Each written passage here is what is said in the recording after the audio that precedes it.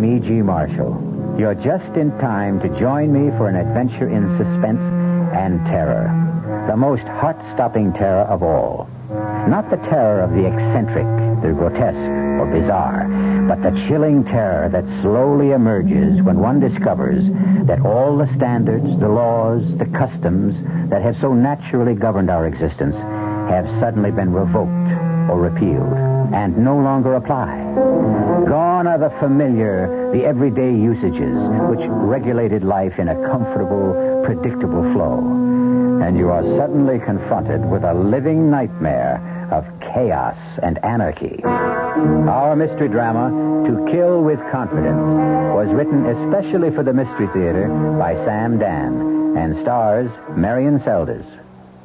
It is sponsored in part by Sign-Off, the Sinus Medicines, and Anheuser-Busch Incorporated, brewers of Budweiser.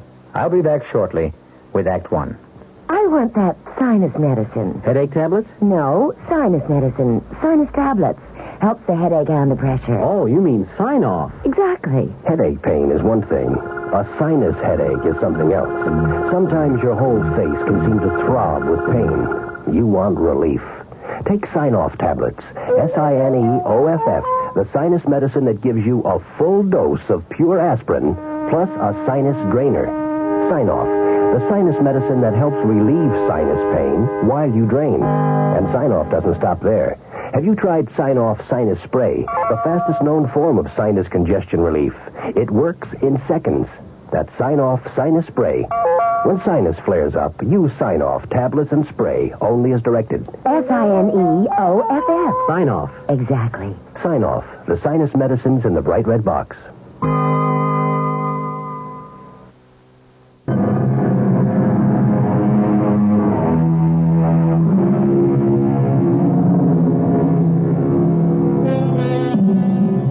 Men who give more solid thought to the choosing of a car than to the selection of a wife. There are girls who will take more time and care in deciding on a fall outfit than in picking a husband. Who is to blame? A good deal of it can be placed on the shoulders of society, which somehow tries to imply that marriages are made in heaven. This being the case, why bother being too careful down here below? At any rate, let us consider this extremely attractive, newly married young couple driving along a superhighway near a Midwestern city. Why don't we get off the turnpike, darling? Is anything wrong? No, I just thought I'd like a change of scene. Okay, next exit. You're an angel. Well, it's getting on toward lunchtime, and I think this is a town where they have a place that serves the most fantastic sauerbraten. Really? Mm-hmm. A landmark. You know, one of those terribly authentic restaurants. Ruth, dear, you are in for a treat. Except for one thing. What's that? I happen to despise sauerbraten. Uh-oh, I'm sorry. Oh, don't be sorry, dearest. You and I, well, we'll never have days like this again. Days like what? Well, let's call them days of discovery. Days of getting to know each other. Days of finding out about each other. Such as, you don't like sauerbraten. What don't you like? Oh, I like everything. Even artichokes? Especially artichokes. You'll have absolutely no trouble feeding us. I think that's why I fell in love with you. You're so even-tempered. Oh, no, you don't know that for a fact. I may have been on my best behavior all this time. Well, I just can't picture you as anything but... Well, But what? sweet. Calm. Nice. Well, I tried to keep my temper. I learned what it can mean to lose it. Oh, what happened? Now, that was a long time ago, darling. I found out what it can mean to lose your sense of balance and values, and, well, I plan to make amends for all that. You want to talk about it? No. And I'll tell you why. Oh, no, you don't have to explain. Now, what I'll have to do is explain why I won't explain. Can you follow that? Sure. I have to put it all completely out of my mind. I have to go so far as to convince myself that it never even happened. I understand. And I may have one or two deep, dark secrets of my own. Well, keep them. That's what I dreamed about, to start a fresh, brand new, clean slate. Agreed? Agreed. Now, I tell you what let's do. Let's have sauerbraten anyhow. Oh, no. Well, you have it. I'll order something simple like hamburger. Oh, no, not in this place. Why? Well, you won't enjoy lunch. The waiters are such frightful snobs if they sense you're not there for the specialty. Oh, it's that kind of a place. We don't have to have lunch there. We can stay on the turnpike. No. Look, here's the exit. Let's turn off. Well, you did have your heart set on... Uh-oh. What is it? Is something wrong? Well, the car. I think it's that mysterious vibration. Do you hear it? I don't know. Well, that funny noise. Oh, Leo, darling, to me these things sound funny all the time. Is it something serious? I hope not. Well, look, we have 1,000 miles still to go. We'd better have it checked. Yeah, that's a good idea. Oh, but in case it is serious, do we have enough cash? Well, that's no problem, darling. We'll stop off at the first station that honors a transnational credit card. But I thought the card's only good for gasoline. No, all repairs do. Oh, look, just up ahead, there's a big blue transnational sign. It says Frank's Quality Service. Let's pull in and have the motor checked.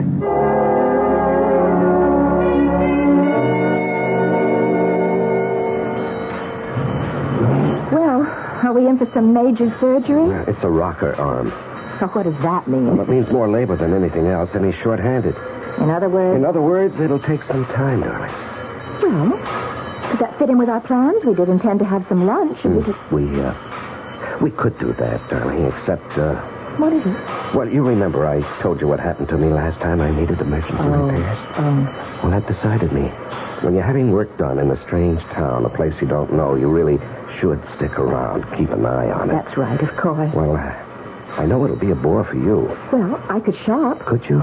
Your birthday's the day after tomorrow. I'd love an hour or so. I'll look for something and I'll be able to surprise you. Well, that's a great idea. Now, what's this fellow's name? Oh, yes, Frank. Say, Frank. Oh, yes, sir. Oh, Mr. Renard. Yeah, what can I do for you? You've got about an hour on my car? Oh, say an hour and a half and be safe. Well, my wife would like to do a little shopping. Well, and you're in luck. We got us a shopping center just 3 blocks from here. It's called the Golden Mall. The Golden Mall? Yeah. They got the top stores there. All the big ones from New York, Chicago. How do I get there? Oh, it's just 3 blocks up. See that traffic light? Yeah. You turn left, go 1 block. There it is. The Golden Mall. Well, thank you. She'll come back loaded with packages. You won't thank me. Darling, make sure you remember the name of this place. Huh? Yeah. It's Frank's 24-hour quality service. Open 24 hours a day. Everybody in town knows me. Let's see, it's exactly 12 noon. Darling, I'll see you at 1:30. Make sure you remember the address, ma'am. It's 1776 Jefferson. I mean, how can you forget that one, huh?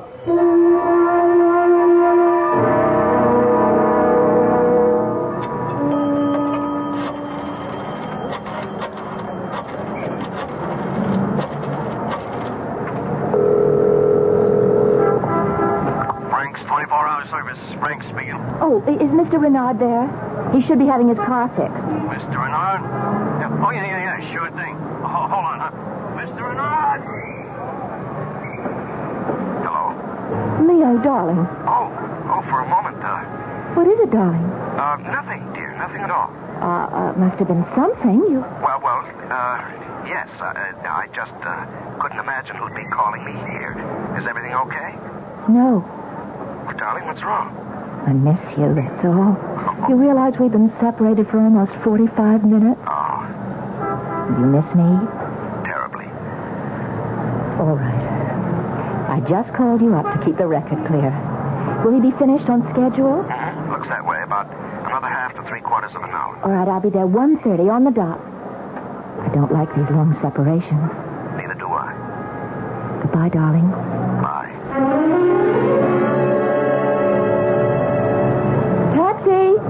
Taxi!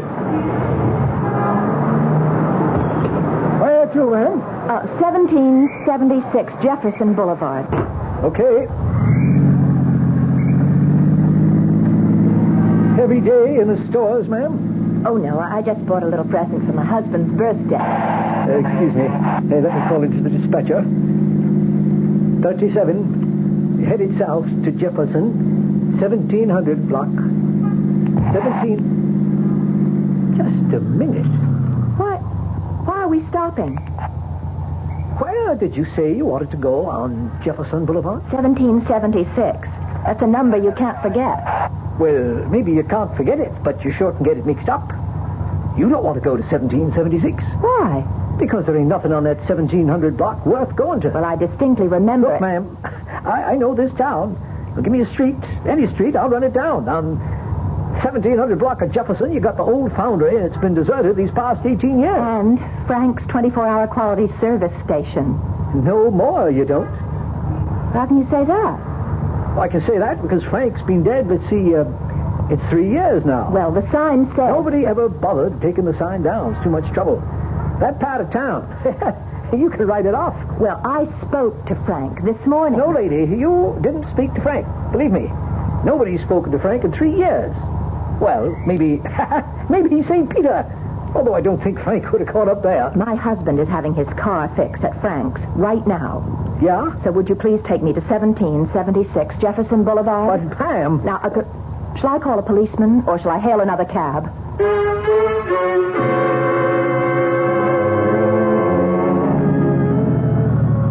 Well, ma'am, here you are. 1776 Jefferson. And it says Frank's Quality Service, so I was right. What were you trying to... Look at what else it says on the windows. Those big signs. This property for sale. No. Look, ma'am, the place is empty. It's been empty since Frank died. But it can't be. We were high school pals, Frank and I. Look, I was here just this morning. I was here. I remember going to Frank's wake. We drove in, and those signs weren't up there. There were cars parked and men working in there, And we went to the funeral. He told Leo, my husband, he told Leo that the rocker arm needed fixing. Ma'am, are you sure you want this place?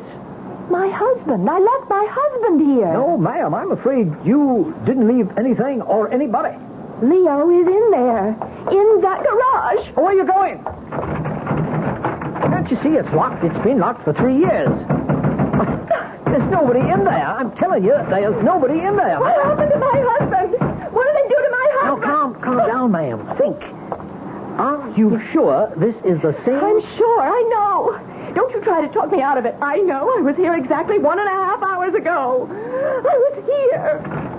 This place was open. This service station was operating, and there was a man here, Frank. How do you know his name was Frank? Because the name was written on his shirt. Look, ma'am, I don't know what's going on. My husband. I want my husband. Now, what happened to him? Ma'am, try to hold on to yourself. Don't pass out, please. Don't faint on me. I wouldn't know what to do. Here, let me help you back to the cab. Leo, what did they do to me? Oh, no. 37. 37. Come in, quit fooling, answer me. This is 37. Get me some cops. Get an ambulance. Get everybody over to 1776 Jefferson on the double, huh?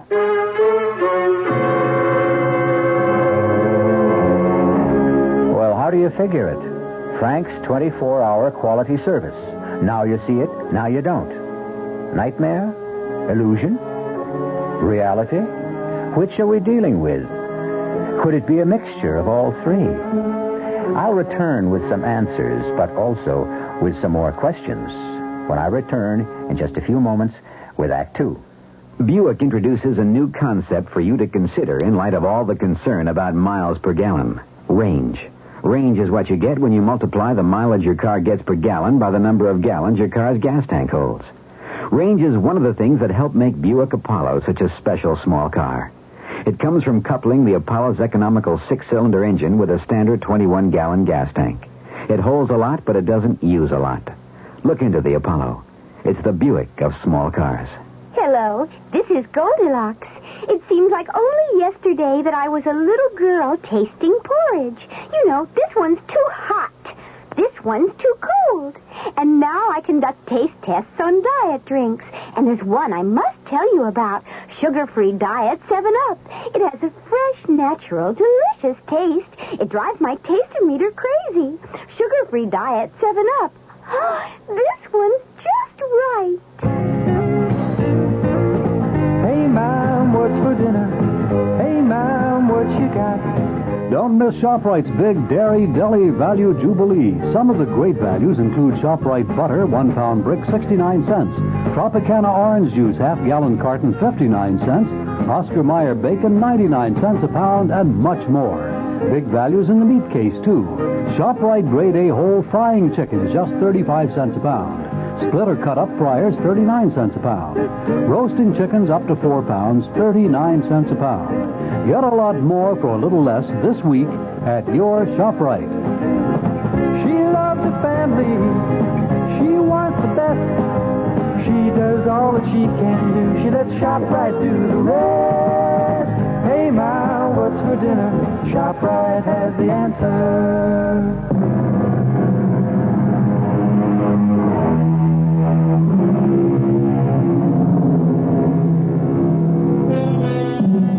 Why don't you do some shopping while I'm having the car checked? Asks newlywed Leo Renard of his wife Ruth. Reasonable enough. And so, when her shopping is finished, Ruth returns to discover that the car is gone. Leo has disappeared, and the service station has been closed these past 3 years. And you insist you actually were at that particular service station, Mrs. Renard? Doctor, I know you're trying to be helpful, but we aren't going to get anywhere. Why do you say that? Well, to begin with, we have a severe difference of opinion. But you... Wait, please, let me finish. You think I'm crazy. That isn't true. Well, you have a medical term for it, I'm sure. Something to take the sharp, rough edge off it. But at this point, according to you, I'm not behaving normally. Now, does that state the case? Well, look at it rationally. Which, according to you, I'm not doing now. That service station has been closed for 3 years. The man who owned it and ran it has been dead all this time. Then how do you account for the fact that my husband and I were there this morning? Would you agree to submit to some tests, Mrs. Renard? I'll agree to anything at this point. I'll agree to anything that will convince you that I am as sane as you are. And once we establish that, and you start believing me, then perhaps we can find out what happened to Leo.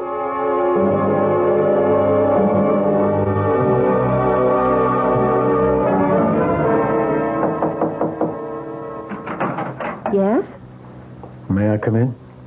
Who are you? Lieutenant Powell, City Police. Well, suppose you can come in. What do you want? I want to help you. Well, you won't help me by telling me I'm crazy. Why would I do that? Because that's all the others can think of. Well, to begin with, you don't look crazy. Well, thanks. Do you have any influence around here? A little. What do you need? What I need is to get out of this hospital. What you need is rest. What I need is my husband. I spoke to the doctors. What did the doctors say to you? You're suffering from shock. I'll buy that. You evidently can't face the fact that your husband has deserted you. No, that's off the mark. All right, tell me about it. Oh, I've already told it to 3 different police officers. Yeah, but I'm the one that counts. How long were you married? 2 weeks. Where? Is all this important? Everything's important. We were married in Reliance City. By whom? Well, what is that? By whom? The Justice of the Peace. His name? His name was Dunley. No, Dunleavy. Well, that's what the sign said. Emmett Dunleavy, J.P. How long did you know your husband? Well, it was one of those love at first sight things. But, of course, you being a cop, you wouldn't believe in that. Oh, but I do. It's the only way. Tell me about him. Well, he was in town on business. What was his business? Why is that your business? Why is that an unreasonable question? Because you don't know and you're ashamed to admit it. That's a lie. Instead of asking, maybe I better tell you a few things. You don't really know what he did for a living, if anything. But that's just... It's all right. You don't have to say anything. Let's talk about the money. The money? The money you gave him. How do you know? My dear Mrs. Renard, you are now a member of a certain unfortunate sisterhood. What are you insinuating about my husband? Now, let's stick to the facts. How much of your money does he have? It's not my money any longer. It isn't? No, when we married, we agreed to share everything. And how much did you share with him? Well, I had an inheritance from an aunt who died, and she left me Yes, she left you... $51,000. I see. I don't know what you think you see. We were going to invest it in the new business. What new business? He was interested in real estate, and I was a public stenographer at the hotel where he used to have dinner, and that's how we happened to meet. And we were going to go to Florida and get into a land development deal. $51,000. In cash? No, bonds. We put it in bonds. Negotiable bonds, no doubt. Well, we had to be able to raise cash in a hurry. Of course. Well, it just wasn't my money. He had close to $50,000 of his own. You know this for a fact? Well, that's what he said. Now, look, Mrs. Renard, I want to help you. I want to find him. Hopefully we can recover all, or at least some, of your money. Why do you insist that he ran out on me? I've told you what happened. You simply can't face the truth, can you? And you've created an hallucination about a garage. Don't you start behaving like a psychiatrist, too. Now, look, the sooner we get you to face reality, the sooner we can get you to think rationally and maybe give us some leads. Look, I told you. What we have to do is get rid of this service station delusion of yours. But it isn't a delusion. I spoke to the doctor.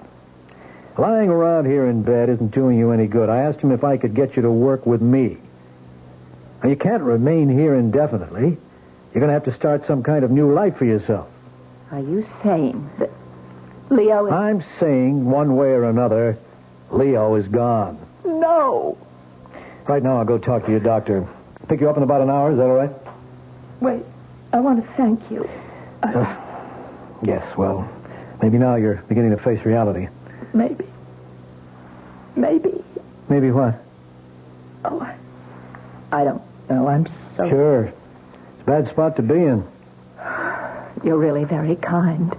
No, I'm not. It's just a technique. Don't let it fool you. Well, at least you've made me feel better. You ready to face it? I think so. Whatever it is, I guess I'm ready to face it.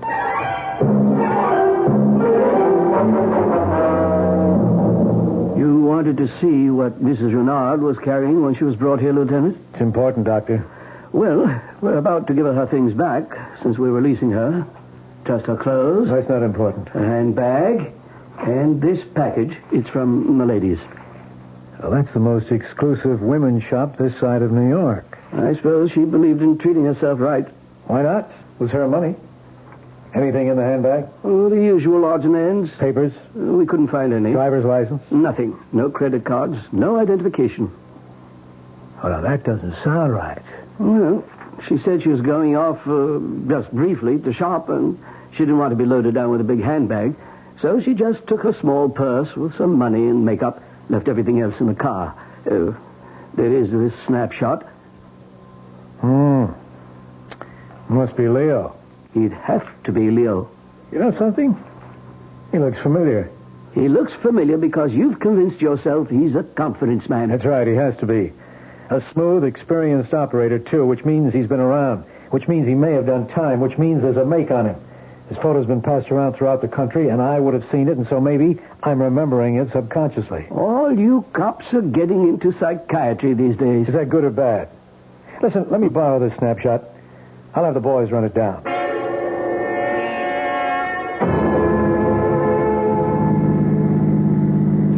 Yes, Lieutenant, I've decided. I've called a hotel. I'll take a place there, and when my money runs out, which will be pretty soon, I can find a job. I intend to stay here until... Until what? Until I find Leo or learn what happened to Leo. Now, you say you were married by a justice of the peace in Reliance City. That's right, and I'll never forget the man's name, Emmett Dunleavy. That's what the sign said in front of his house. Who recommended him? I mean, how did you know to go to him? Well, we got our license and we were driving along and we saw the sign. Who was driving? Leo. Go on. Well, that was it. We went inside and we were married. I don't think so. What do you mean you don't think so, Lieutenant? What would you know about it? All I'm saying, I don't think you were married. Now, just a minute. The ceremony was performed. We checked the city hall in Reliance City, and there's no record of your marriage. But there has to be. Ruth Olson to Leo Renard. No record of anyone named Renard getting married to anyone at all. What are you trying to do to me? And there's no justice of the peace named Emmett Dunleavy in Reliance City either. But that was his name. The sign distinctly said that his name... Look, I know it's hard to face so many disagreeable facts all at once, but there's no help for it. Oh, I know what you think. You think Leo is a confidence man who was out to swindle me. I'm going by what appear to be the facts in the case. I'm going by experience. Well, I wouldn't fight you except that you love him. Well, love doesn't make you blind. It's just... Well, One fact I simply cannot account for. Yeah? No matter what anyone says, Leo and I stopped at that service station. No matter what anyone says, it was open for business. No matter what anyone says, there was a man named Frank, and he said he'd fix the car in an hour and a half, and that I'd have time to go shopping. Well, here we are. As you can see, closed, deserted. For rent sign on the window. Face it, Ruth, face it. But it was real. So real. Transnational gas pumps, okay? I called their office. They told me. Hasn't been a delivery here in 3 years since they canceled the franchise because the owner, Frank Walker, had died. But it was real. It was real. Now think, Ruth. What did happen? I just don't know. Oh, God, Lieutenant, am I losing my mind?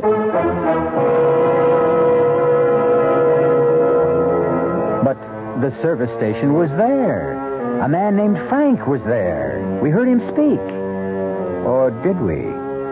Did the conversation actually take place at 1776 Jefferson Boulevard? Or was it all taking place in the mind of Ruth Renard, whose last name may not even be Renard, since there's no record of her marriage either?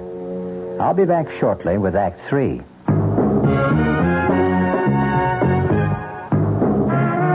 You don't see many people putting salt in their beer nowadays. Not that there's anything wrong with salt on radishes or French fries, but, man, not in the king of beers. Truth is, the only thing salt can do for Budweiser is make it salty. An unwise thing to do to the only beer in America that's Beechwood aged. Unsalted Budweiser has become the most popular beer in the world. That's because in brewing Bud, the Budweiser brewmaster goes all the way for a taste, a smoothness, a drinkability you'll find in no other beer at any price.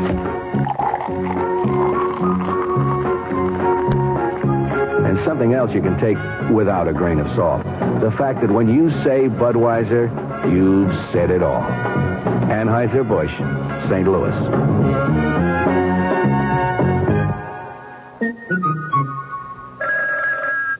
Amco Transmissions, Chuck speaking. How may we help you? Oh, boy, have I got problems. I got a really fantastic 58 Pontiac with a busted automatic transmission and a mother-in-law that's been visiting me for 10 days. well, we can help you with the Pontiac. No, don't kid a desperate man. Now, look, can you really fix up a car that old? Oh, sure. Amco serviced over 3 million automatic transmissions, and over 400,000 of them were Pontiacs. We know Pontiac's cold. Pontiac, Ventura, and the Firebird, and the Bonneville, Carolina, and also Grand Prix. Terrific. Okay, now look, you send the tow truck and I'll help her pack. Oh, you mean? Yeah. The 58 Pontiac belongs to my mother-in-law. Aw, nobody knows her automatic transmission better than Amco. Double A, MCO.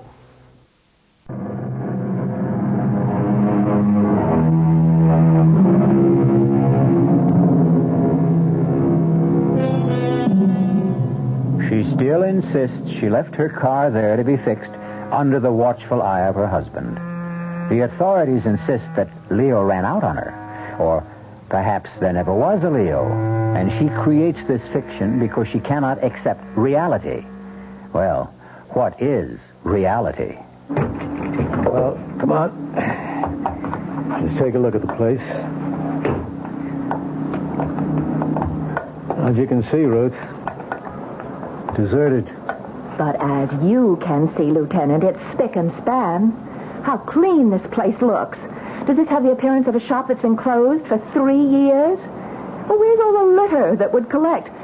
Why aren't these windows grimy and dusty? I checked it out with the real estate people. They keep the place shaped up. After all, they are trying to get rid of the place, you know. I was inside this place yesterday. But there's a padlock on the door. Whatever you want to say, however you want to say it, I know this. I was here. Okay, let's go inside. The real estate people gave me the key. You don't believe me. It's obvious by your manner. Now, that's no good. It's bad for me to have an obvious manner.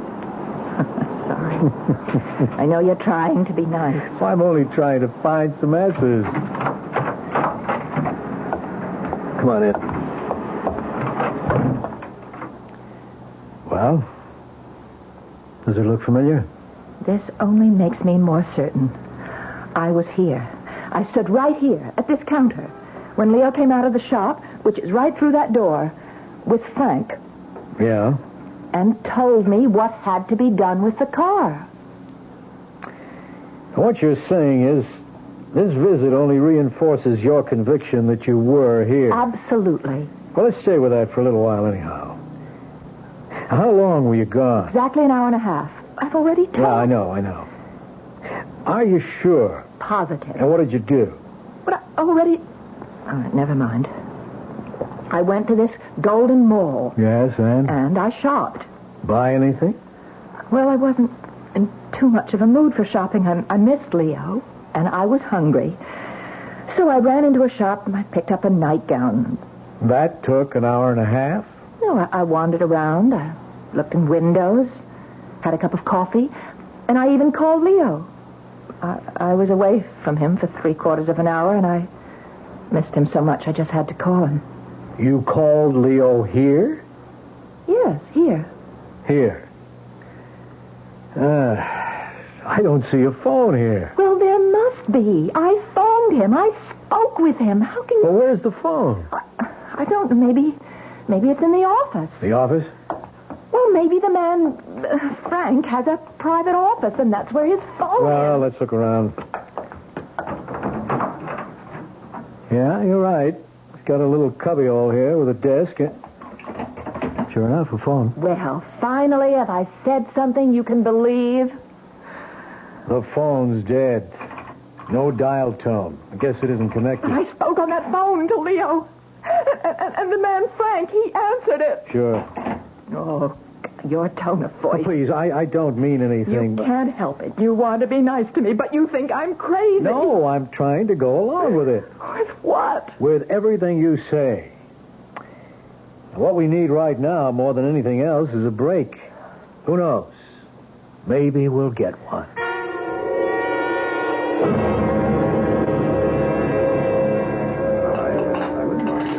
Kind of you to take me to dinner. It's a line of duty. I can even put it on my expense account. You said that you had an important development. I think we do. Well, can you tell me? We think we know who Leo is. What do you mean? You know who he is? His real name is Wallace, Leo Wallace. That's impossible. Better let me finish. But, listen, we had his picture. Where? How? How could you get his picture? It was in your handbag. Oh. I ran it through the routine, and there's a very strong likeness to a Leo Wallace, a very skillful confidence man. Oh. Now, Leo had turned in a very big score. He'd flim-flammed some old gent out of about $1.5 million. Well, I don't believe it. Maybe you'd better hear it first. He denied it. The jury voted against him. He got a minimum of 10 years, but there was an appeal. And just a few months ago, they found some irregularities in the trial, and he was freed. Oh. How about the money? The money? The money he's supposed to have stolen. Oh. If he did steal it, he has it hidden somewhere, so you see, there's a motive on someone's part to get him and get at the money. I never dreamed that Leo could... Yeah, well, as I say, we can't prove it. All we know is that your Leo's picture looks like this Leo Wallace. Then I don't have to be crazy. This could have all been just a plot, don't you see? You thought Leo was out to steal my money, and as it turns out, there were people after Leo. They could have arranged the whole service station setup. Well, it's not impossible. Well, then can't you do something? How he could have arrived at this service station is something I'll get to later. The fact is, he did go there. Well, I tell you he did. We did. If only we can put him there, things would make sense. You wouldn't be crazy. We'd have a lead. Why pick Frank's service station? It isn't the first one you came to. It was the first transnational gas station, and that was his credit card. Are you capable of being objective right now? I'm trying to prove to you I am not crazy. Well, pretend for a moment that all this happened to somebody else. Pretend that this is a story I'm telling you. I don't see A young woman tells a cab driver to take her to a non-existent gas But station. I had been there with my husband. We don't know that. We only have your word for it. So, when they arrive, she becomes hysterical and she tells the story you've told us. Okay, we check. We find out there is no record of the girl's marriage. No record of the justice who she claims married her to her husband. And her husband is most likely a notorious confidence operator, newly released from jail. Why would I lie to continue, please. And we know very little about the girl herself. She worked at the hotel in Reliance City as a public stenographer for only a month. There's no family. I lost my parents years ago. I'm an only child. I had one aunt who's dead. Well, everything is so vague. We can't find anyone who's ever seen this girl with her husband. But we stopped at 3 motels between here and Reliance City. No one remembers seeing a Mr. Renard. You can check their registers. They must prove that Mr. and Mrs. Renard stopped there. Two of the clerks remember a Mrs. Renard. That's because I went into the lobby to sign the registers while Leo took care of the bags. Once again, we have that same problem. Admit it now. If this were someone else's story, would you believe it? All right, I know. It sounds like... But if it is a hallucination, where did it start? No, it's real. You said to the cabbie that you bought a gift for your husband. I did. No, you didn't. You bought a nightgown at Milady. Oh, but Why would you lie? Oh, maybe it isn't a lie. Maybe subconsciously you know you don't have a husband, therefore you really couldn't buy him a present. Then why would I have his picture in my purse? You may have found it somewhere.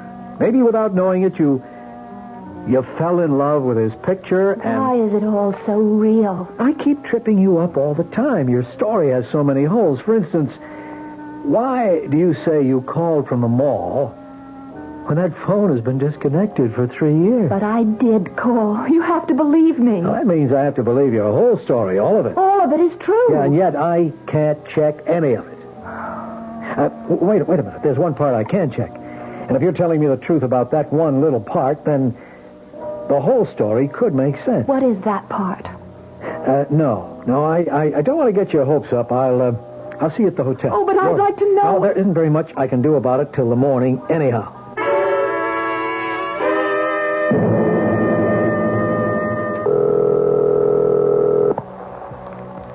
Sergeant Flowers? It's Lieutenant Powell. Sergeant, there's a telephone at 1776 Jefferson Boulevard. You got that? Yes, sir.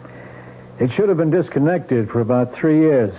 I want you to find out if it was temporarily restored to service recently. If so, by whom? Somebody had to pay a deposit. I want the name and address. Yes, sir. I want that information immediately.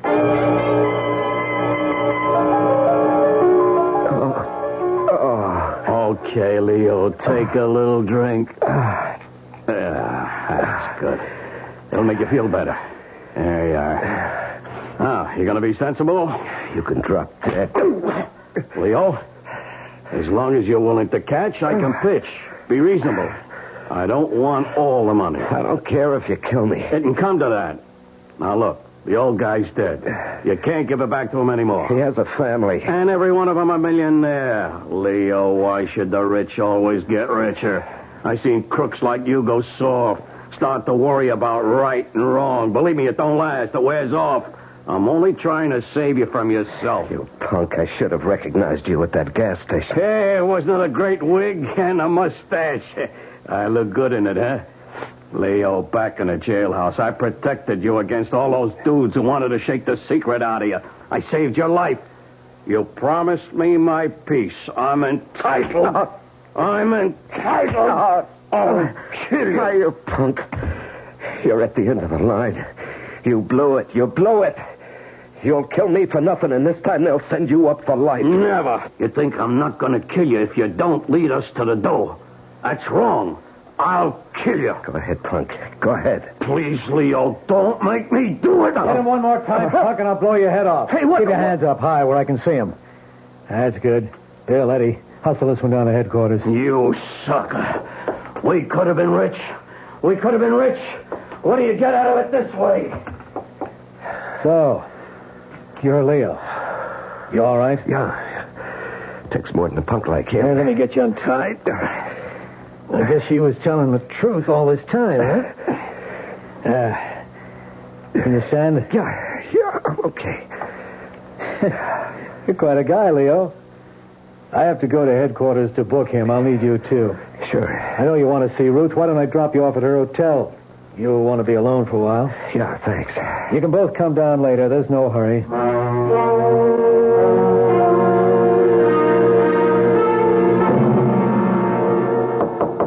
Just a minute.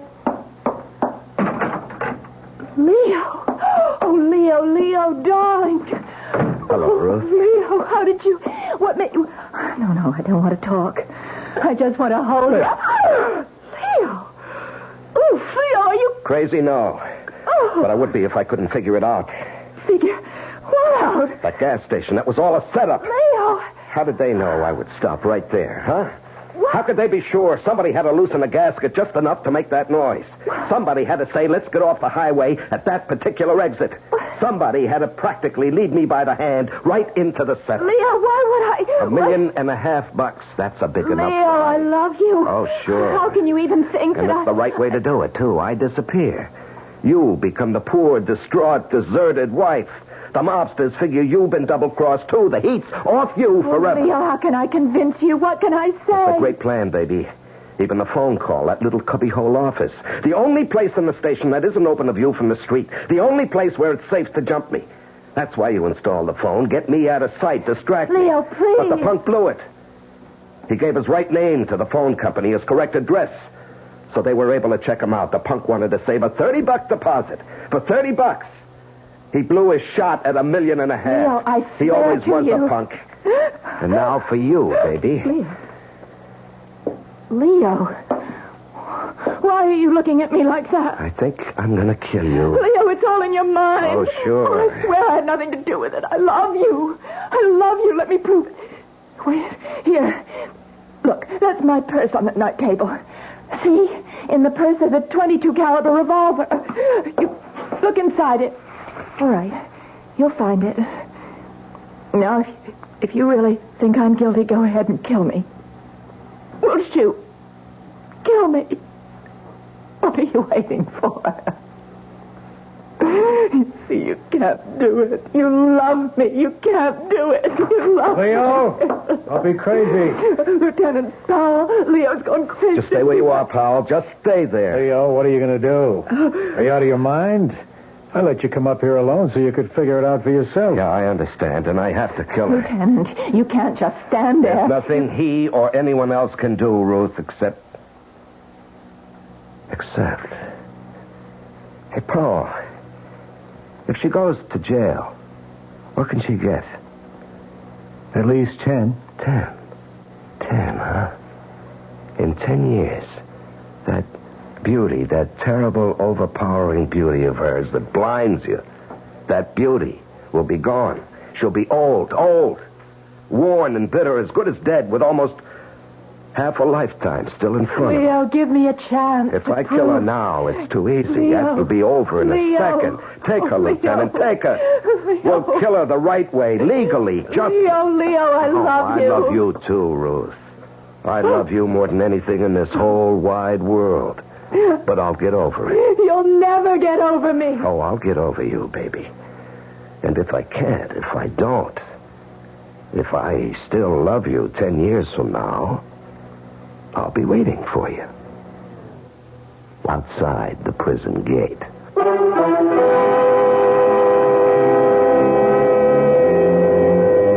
Did Leo get over Ruth?